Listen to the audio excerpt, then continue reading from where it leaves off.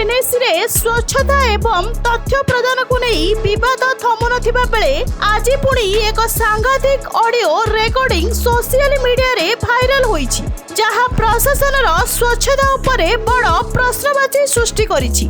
Viral audio रे जैनिक councillor उन्नयनमूलक कार्यर सीसीटीवी फुटेज आरटीआई माध्यम रे मागिथिले मध्य कार्यनिर्वाही अधिकारी ताहा देबाकू बुलाई बांकी मना करबा सह सीसीटीवी रे फुटेज किछि बाहरुछि कि कहुथिबा सुनिबाकू मिलुछि।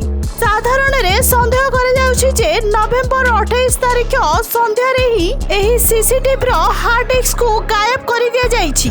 एही तथ्य लुचेबा उद्यम पछरे बहु चर्चित टेंडर फिक्सिंग और अनियमितता ही मूल कारण अटे।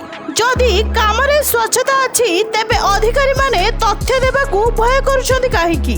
तथ्य लुचाइबा एवं टेंडर फिक्सिंग भली संगीन अभियोग आसिबा परे एही मामलार एक उच्च स्तरीय और निरपेक्ष तदंत पाई सहरवासी दाबी करिसन्ति।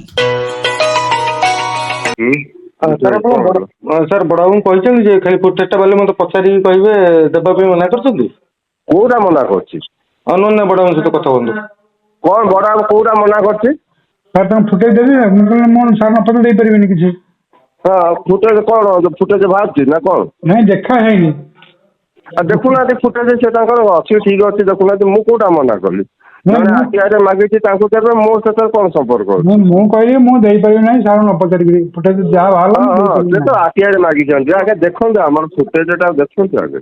हाँ सर सब सारा पुरातुनि ना मुझे सुइसाइड कर दि चार जन ना देदेवी सुइसाइड करदेवी ना बहुत बाधिलानी मत जगार सर फुटेज बाहर नेबी तो दिहब आप आरटीआई मागिचे फुटेज बाहर जमी जो प्रोसेस दिहवा कथा दिहर ओके ठीक अच्छे।